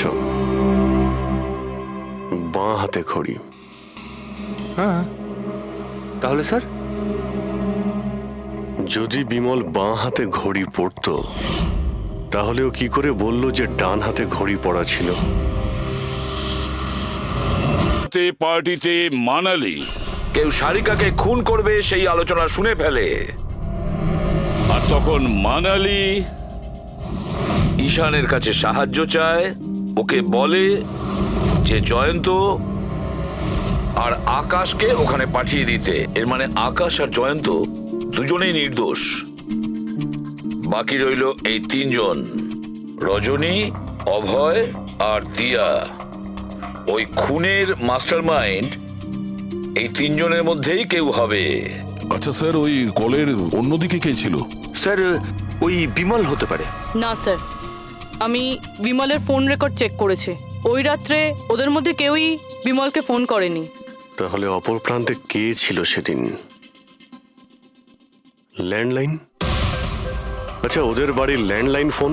হ্যাঁ, হতে পারে। ফ্রেডি, পঙ্কজ, একটু খোঁজ নিয়ে দেখো তো 11টার আশেপাশে ওদের ল্যান্ডলাইনে কেউ ফোন করেছিল কিনা। ওই মেয়েটার কথা অনুযায়ী খুনির ডান হাতে ঘড়ি পড়েছিল, যেখানে বিমল বাঁ হাতে ঘড়ি পড়েছিল। আরও এটাও বলেছিল যে খুনি যে রেনকোট পড়েছিল সেটা ব্লু কালারের ছিল, কিন্তু আমরা বিমলের বাড়ি থেকে যে রেনকোট পেয়েছি সেটা কালো ছিল। হতে পারে সারিকা কিছু ভুল করেছিল, ঠিকমতো দেখতে পাইনিও। স্যার, স্যার ওই রাতে 11:30টার সময় বাড়িতে কেউ ফোন করেছিল। কে ফোন করেছিল? আপনারা সত্যি বলছেন এই সব কিছুর পেছনে আমার নিজের লোকের হাত আছে? একটু অপেক্ষা করুন, সব জানতে পারবেন। স্যার, আপনারা আবার কেন খোঁজ খবর নিচ্ছেন? একবার তো খোঁজ খবর নিয়েছেন। সেদিন প্রমাণ একত্রিত করার জন্য আর আজ কেস ক্লোজ করার জন্য। আপনি একটু অপেক্ষা করুন, এখনই সবকিছু জানতে পেরে যাবেন। স্যার, পেয়ে গেছি। কিন্তু এটা তো সেই রেনকোটটাই যেটা ওই খুনি পড়েছিল। এখানে কি করে এলো? বলছি, তুমি বলেছিলে যে মানালি তোমাকে দৌড়ে এইখানে বাঁচাতে এসেছিল, কারণ ও ওখানে পার্টিতে শুনেছিল যে কেউ তোমাকে খুন করতে চায়। কিন্তু সে খুনি ছিল না, সেই ছিল যে এই পুরো প্ল্যানটা করেছিল। আর যার সঙ্গে ওর ফোনে কথা হয় সেও কিন্তু খুনি নয়, অন্য কেউ ছিল। সেই সময় এই বাড়িতেই সে তোমার সঙ্গে উপস্থিত ছিল। বাড়িতে? ওই সময় আমার সাথে কৃতি, কারেক্ট? এটা পুরো প্ল্যান ছিল। খুনি কাজ ভেঙে বাড়ির ভেতরে ঢোকে, কিন্তু গন্ডগোল তখন হলো যখন ও মানালিকে মারল। সারিকা ভেবে। মানালি তো মারা গেল, কিন্তু মরার আগে ও খুনিকে এতটাই আহত করে দিয়েছিল যে খুনি এখানে সারিকাকে মারার জন্য দাঁড়ায়নি, পালিয়ে গেছে। স্যার স্যার এক মিনিট, যদি খুনি পালিয়ে গেল তাহলে কৃতিকে কে মারলো? কারণ সারিকা নিজের চোখে কৃতির ওপর হামলা হতে দেখেছে। হ্যাঁ আমি দেখেছিলাম, ওই হাতটা এলো আর ও কৃতির ওপর হামলা করেছিল। হামলা তো হয়েছে, কিন্তু করলোটা কে?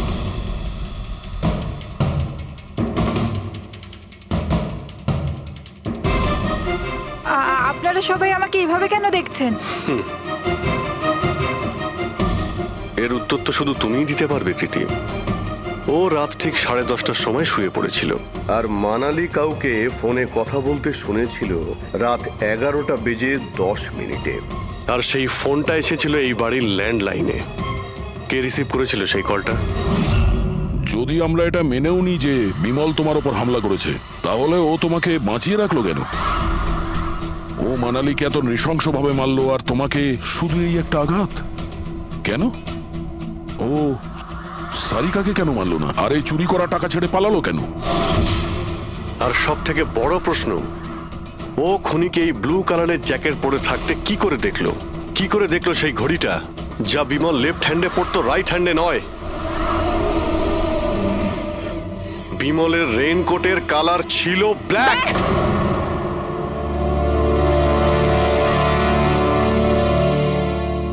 ঠিক চিনেছেন আপনারা।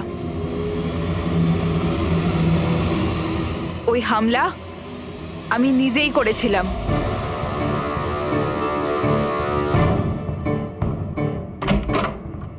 সারিকা, সারিকা কোথায় তুমি? মানালি এখানে এই সময়? Sarika,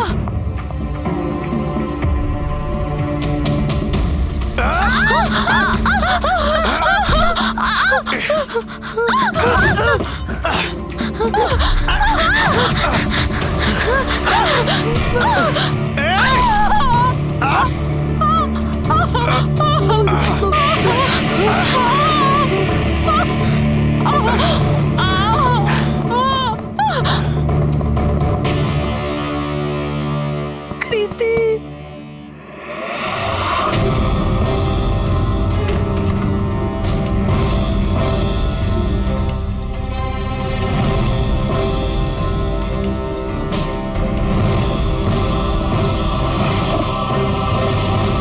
I am coming, Sarika, don't worry.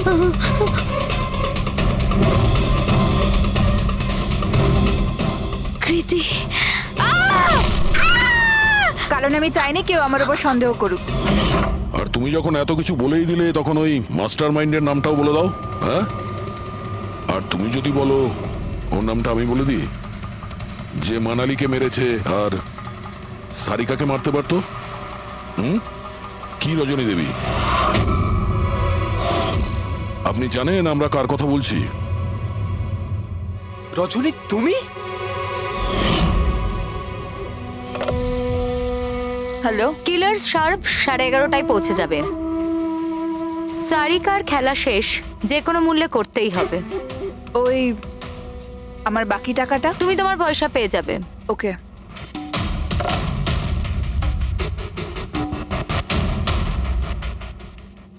রজনী, তোমার জন্য আমি আমার বউকে... আমার পয়সার দরকার ছিল। সারিকার বেবি সিটিং করতে করতে আমি হাঁপিয়ে উঠেছিলাম। আর এইসব তোমার জন্য হয়েছে আকাশ। তোমার জন্য আমরা সবাই সারিকার আয়া হয়েছিলাম। আমাকে আমার জীবন যাপন করতে হতো আগের মতো। এই জন্য আমি প্ল্যান করেছিলাম আর কৃতিকে বাড়িতে নিয়ে এসেছিলাম। পার্টিতে যাওয়াও আগে থেকেই ঠিক ছিল, যাতে আমি সময় পাই প্ল্যান করার। সব ঠিক চলছিল, শুধু বিমলের ব্যাপারে একটু ভুল হয়ে গেল। না হলে এত কিছু হয়ে যাওয়ার পরেও দেখছি তোমার কোনো অনুতাপ নেই, বরং নিজের প্ল্যান নিয়ে গর্ব করছো। তুমি অনেক সময় পাবে নিজের প্ল্যানের ভুল ত্রুটি ধরার, কারণ তোমার এই বাকি জীবন এবার তোমাকে জেলের মধ্যে বসেই কাটাতে হবে। মানে কি চলছে কি?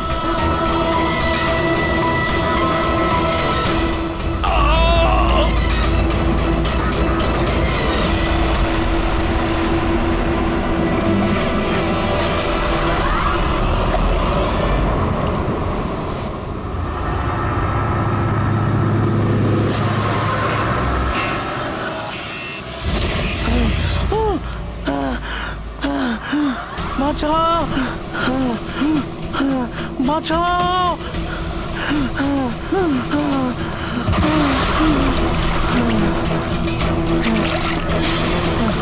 আমাকে আমাকে মেরো না, আমাকে মেরো না, মেরো না আমাকে, মেরো না, মেরো না আমাকে, মেরো না, মেরো না আমাকে।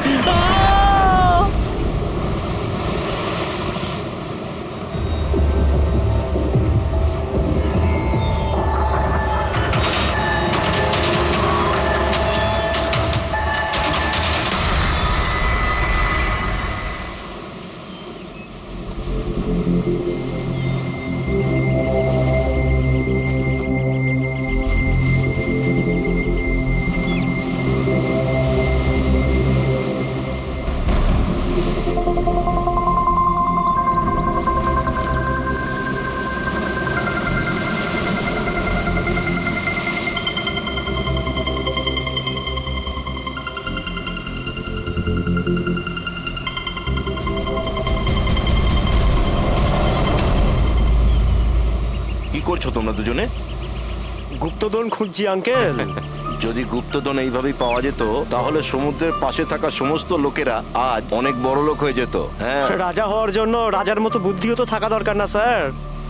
এ দেখুন, কি এটা? এটা মেটাল ডিটেক্টর স্যার। এটা দিয়ে বালির মধ্যে থাকা সমস্ত ধাতু, সে সোনা রূপো তামা যাই হোক, আমাদের মেটাল ডিটেক্টর সেটা খুঁজে বার করে স্যার। আচ্ছা, আগে স্যার দেখাও। দেখুন স্যার,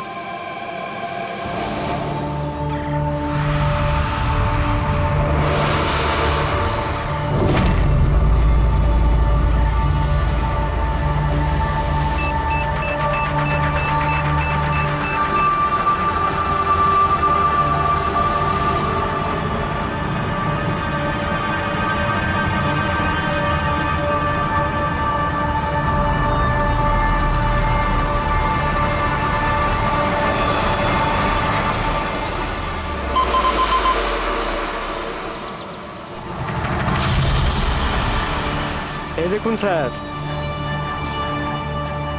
এই খুচরো পয়সা আর এই ছেঁড়া নুপুর, এটাই তোর গুপ্তধন।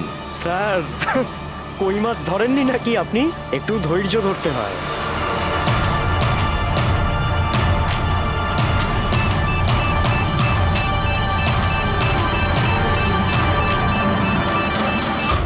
রিকি, এখানে কিছু আছে, তাড়াতাড়ি আয়। কর এখানে, তাড়াতাড়ি কর।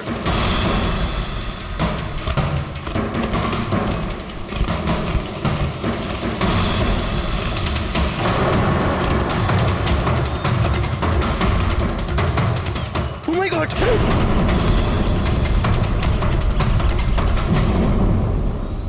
তুমি রাতে এখানে কি দেখেছিলে? বডিতে অনেক আঘাতের চিহ্ন রয়েছে, মনে হচ্ছে খুব মারপিট হয়েছিল ওর সঙ্গে। আপনি এনেকে কোথাও দেখেছেন? মানে এখানে কোথাও কাছাকাছি? এর পকেটে না আছে মোবাইল, না আছে পার্স, আর না ঘড়ি। এই দেখতে পাচ্ছ, এই এমন মনে হচ্ছে যে আংটি জোর করে খুলে নেওয়া হয়েছে। আচ্ছা, তাহলে এর খুন চুরির উদ্দেশ্যে করা হয়নি তো? হতেও পারে। মিসিং পারসন ব্যুরো থেকে যদি কিছু জানতে পারা যায়। তাছাড়া এটা তো কোনো ফাঁকা জায়গা নয়, রিসোর্ট আছে, দোকান আছে এখানে, তাহলেও এসব? আরে ভাই, আজকাল লোকেরা দেখেও না দেখার ভান করে থাকে। এটাও হতে পারে যে এর মৃত্যু অনেক রাতে হয়েছে, যখন এই দোকানগুলো বন্ধ হয়ে গিয়েছিল। হতে পারে। চলো দেখি ডক্টর সালুকে কি বলে এই লাশটা দেখে। তবে ভাই, আমার তো দেখে মনে হচ্ছে যে এই লোকটাকে আগে হয়তো কোথাও দেখেছি।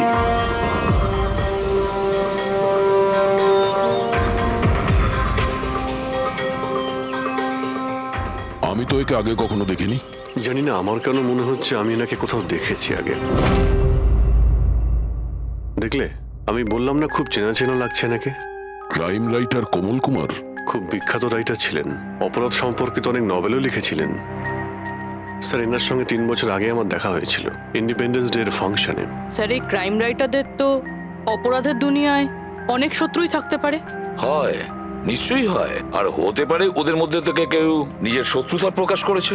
হতে তো পারে স্যার, কারণ এই ক্রাইম রাইটাররা নিজেদের কলমের শক্তি দিয়ে অন্যায় যারা করে তাদের পর্দাফাশ করে দেয়। কেল্লাফাতে তো আমিও করেছি ভাই। কি বিষয়ের কথা বলছো তুমি? বস, কমলের মৃত্যুর সময় জানতে পেরেছি আমি। রাইগার মর্টিসের রিপোর্ট বলছে যে ওর মৃত্যুটা রাত 9:30টায় হয়েছে। কমল কুমার মারা গেছে রাত্রি 9:30টার সময়। সেই সময় বিচে তো অনেক লোকজন থাকে, কেউ না কেউ কিছু না কিছু তো দেখে থাকবে। হ্যাঁ স্যার, আমরা তো জিজ্ঞাসাবাদও করেছিলাম, কিন্তু কেউ তো কিছু বললোই না আমাদের। আবার আমাদের যেতে হবে স্যার। তাহলে যাও অভিজিৎ, আবার যাও, ভালো করে জিজ্ঞাসাবাদ করো। ওখানে ফুচকাওয়ালা, ভেলপুরিওয়ালা, ডাবওয়ালা সবাইকে জিজ্ঞাসাবাদ করো, কেউ তো কিছু একটু দেখে থাকবে। আর দয়া, এই কমল কুমারের বাড়িতে যাও, হয়তো কিছু ওখান থেকে জানতে পারবে। পঙ্কজ, কমল কুমারের অ্যাড্রেস পেয়েছো? হ্যাঁ স্যার, পুনেতে থাকতেন। পুনায় থাকতো আর খুন মুম্বাইতে হয়েছে।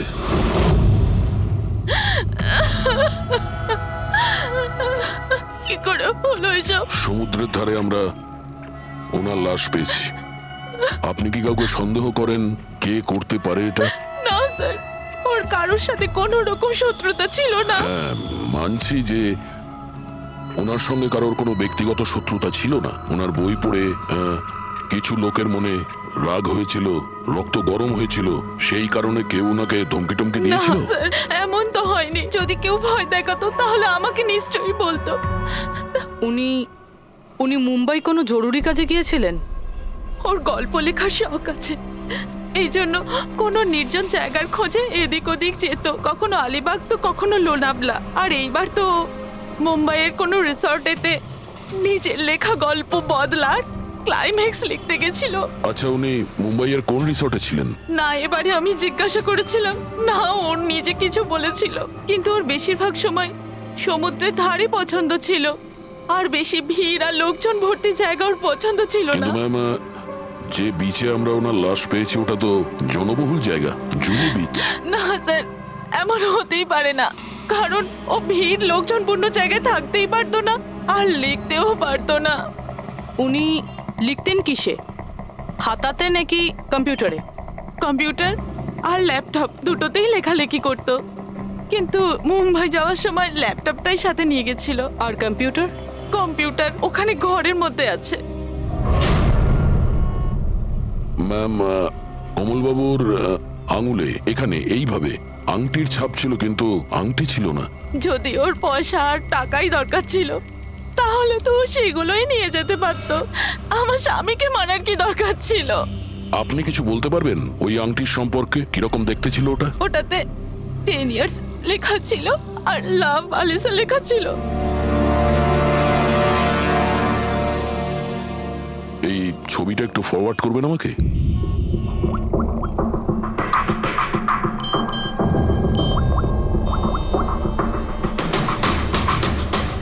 হ্যাঁ ফ্রেডি, আমি তোমাকে একটা ফটো ফরওয়ার্ড করছি আংটির। সমস্ত দোকানে ওটা পাঠাও আর জানার চেষ্টা করো যে এর মধ্যে ওটাকে কেউ বিক্রি করেছে কিনা। আচ্ছা এটা বলুন, ওই কম্পিউটারের পাসওয়ার্ডটা কি? ওটা তো আমার জানা নেই, ওটা শুধু ওই জানতো।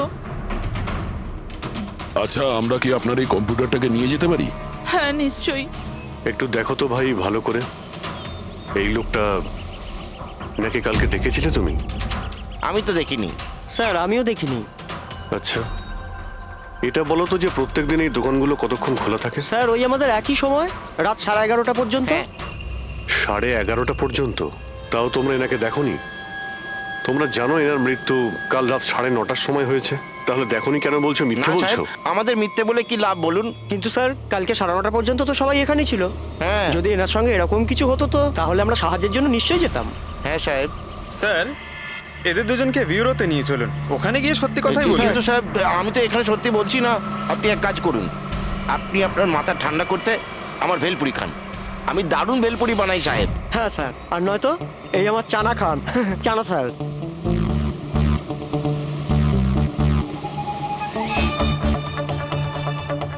এখানে এখানে ছোলা খেতে এসেছি আমি, ভেলপুরি খেতে এসেছি আমি। ঘুষ দেওয়ার জন্য তোমাদেরকে এক্ষুনি জেলে ঢুকাতে হবে। ব্যাস, এদের ছেড়ে দাও, চলে এসো, চলে এসো। পরে এসে দেখবো তোমাদেরকে। এটাও তো হতে পারে যে এরা সত্যি কথা বলছেন। স্যার, এটা কি করে হতে পারে? ডক্টর শালুংকে বলছিলেন 9:30টার সময় মারা গেছেন। হতে পারে খুন অন্য কোথাও হয়েছে আর বডিকে এখানে ফেলে গেছে। হ্যাঁ স্যার, এটা হতে পারে।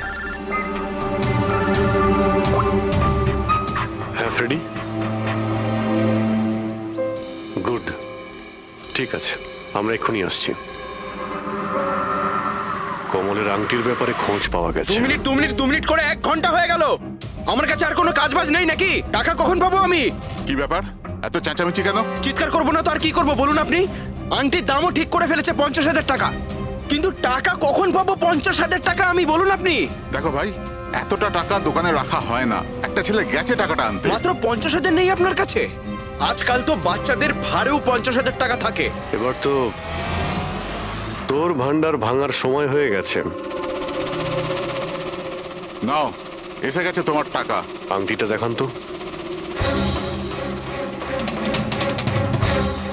10 years লাভ আলিশা। কোথা থেকে পেয়েছিস আংটিটা? তাতে আপনার কি?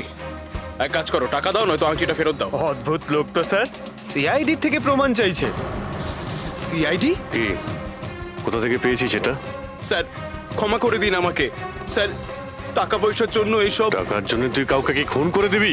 হ্যাঁ স্যার, স্যার আমি তো শুধু ওই পার্স আর ওই চেন আর ঘড়ি এইসব নিতে চেয়েছিলাম। স্যার ওই হাতাহাতি চালু করে দিল, যার জন্য স্যার ওই ভুল করে খুন হয়ে গেছে। স্যার সত্যি করে বলছি, আমি ওকে মারবার মতলব করিনি স্যার। এটা কটার সময়ের ঘটনা?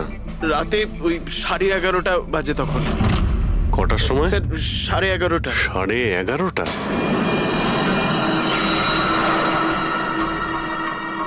সাড়ে 11:30 কিন্তু ডক্টর সালুকে তো বললেন 9:30। ওনার ক্যালকুলেশনে কি কোনো গন্ডগোল হলো? আচ্ছা আচ্ছা অভিজিৎ, ঠিক আছে, হ্যাঁ আমি দেখছি। ওকে,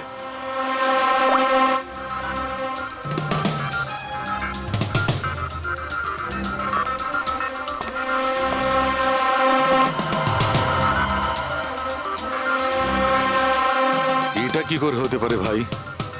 কি হয়েছে স্যার, কোনো প্রবলেম? তারিকা অনেক বড় সমস্যা। অভিজিতের ফোন এসেছিল, ও বলছিল যে যে লোকটাকে ওরা ধরেছে তার বক্তব্য অনুযায়ী এই লোকটার মৃত্যু হয়েছে রাত 11:30টায়, আর আমাদের রাইগার মর্টিসের রিপোর্ট অনুযায়ী এই লোকটির মৃত্যু হয়েছে রাত্রি 9:30টার সময়। ও বলছে 11:30টার সময়, আমাদের রিপোর্ট বলছে 9:30টার সময়। এগুলো সব কি ব্যাপার? আমাদের কোনো ভুল হচ্ছে না তো?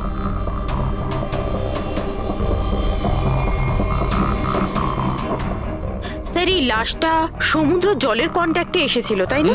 হয়তো তাই আমাদের ক্যালকুলেশন 1 ঘন্টা আগে পিছনে হয়ে গেছে। না না তারিকা, সেদিকটা আমি ভেবে দেখেছি। সমুদ্রের জলের ব্যাপারটা আমার মাথায় ছিল, সেই কারণেই আমি ওই সময়টা ঠিক করেছি। বড় অদ্ভুত ব্যাপার।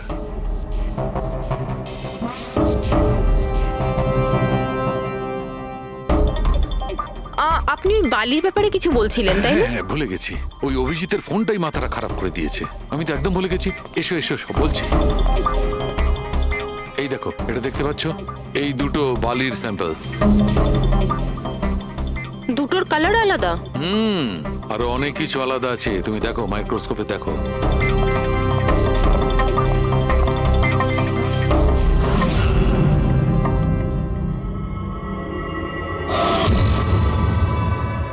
দুটো তো একেবারেই আলাদা।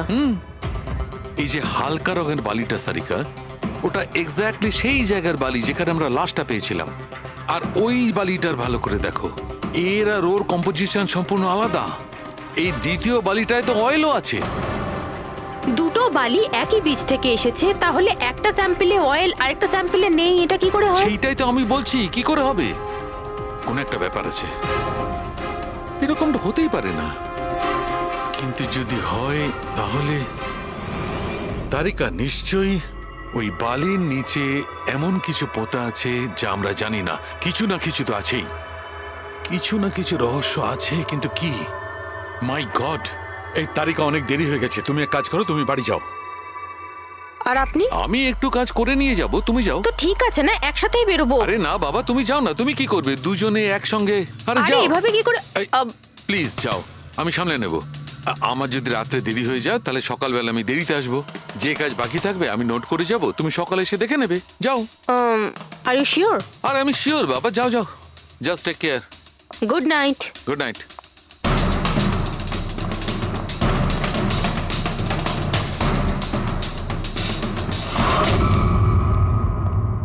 হ্যাঁ পুরবি, পাসওয়ার্ড পেলে? না স্যার, এখনো পাইনি। হয়তো এই সিডিটা কোনো কাজে লাগতে পারে। এটা কি পাসওয়ার্ড ডিটেক্টর? হ্যাঁ স্যার, একটা সফটওয়্যার আছে, এটা বড় বড় পাসওয়ার্ডকেও ক্র্যাক করতে পারে। এটা তুমি কোথায় পেলে? স্যার, আমার বান্ধবী দিয়েছে। ও সফটওয়্যার ইঞ্জিনিয়ার, কিন্তু ও বলেছিল সময় লাগবে, সকালও হয়ে যেতে পারে, কারণ এই সফটওয়্যারটা পাসওয়ার্ড কম্বিনেশন একটা একটা করে ট্রাই করে। ঠিক আছে, এটা দিয়েও চেষ্টা করে দেখা যাক। স্যার, পাণ্ডুর ঠিকুচি কুষ্টি আমি বের করে ফেলেছি স্যার। ও ঠিকই বলছে, ও ছোটখাটো একটা চোর, আর একবার ট্রেনে পকেটমারি করেছিল বলে ওকে জেলও খাটতে হয়েছে।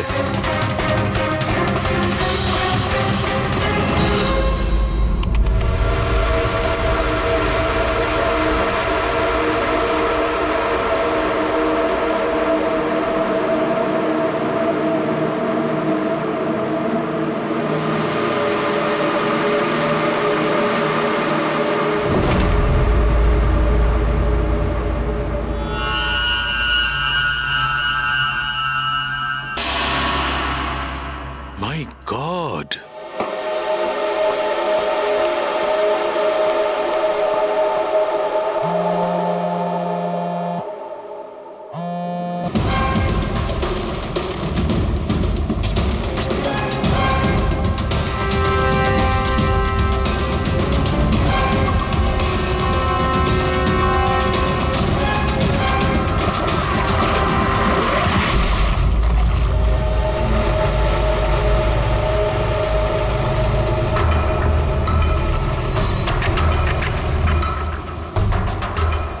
কিসের কাজ হচ্ছে ওখানে?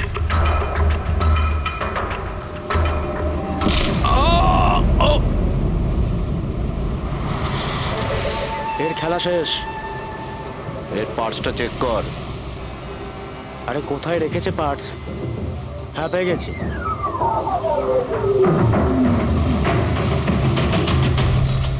কি হলো? আরে এই দেখো, টাকা আছে। এ কি, এ তো সিআইডি অফিসার।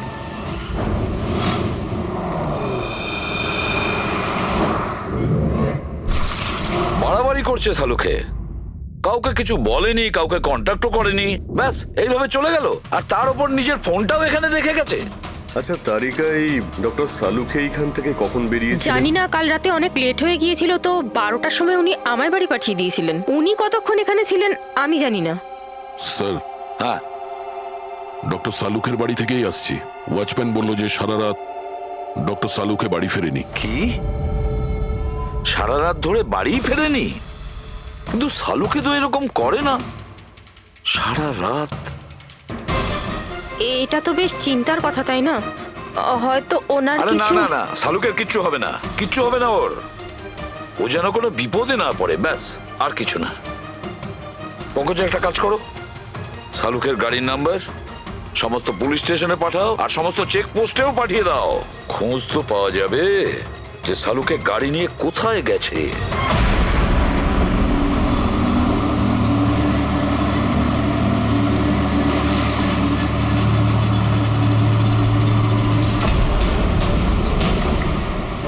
স্যার, লোকাল পুলিশের কথা মতো সালুকে স্যারের গাড়ি এই রাস্তাতেই শেষ দেখা গেছিল।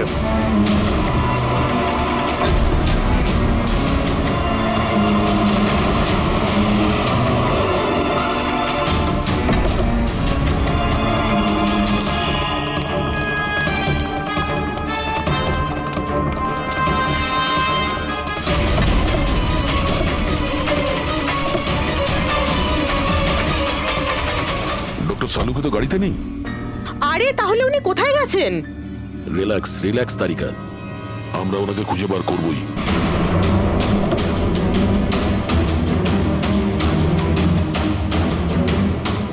স্যার, সালুকে স্যারের ল্যাব এখান থেকে 60 কিলোমিটার দূরে। উনি তাহলে এখানে কেন এলেন? পঙ্কজ, ডক্টর সালুকের মাথায় কিছু তো খেলছিল, জানি না কি।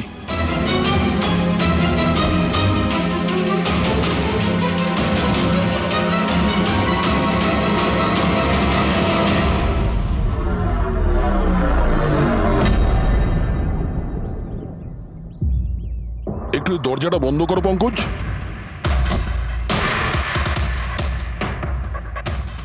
এদিকে এসো।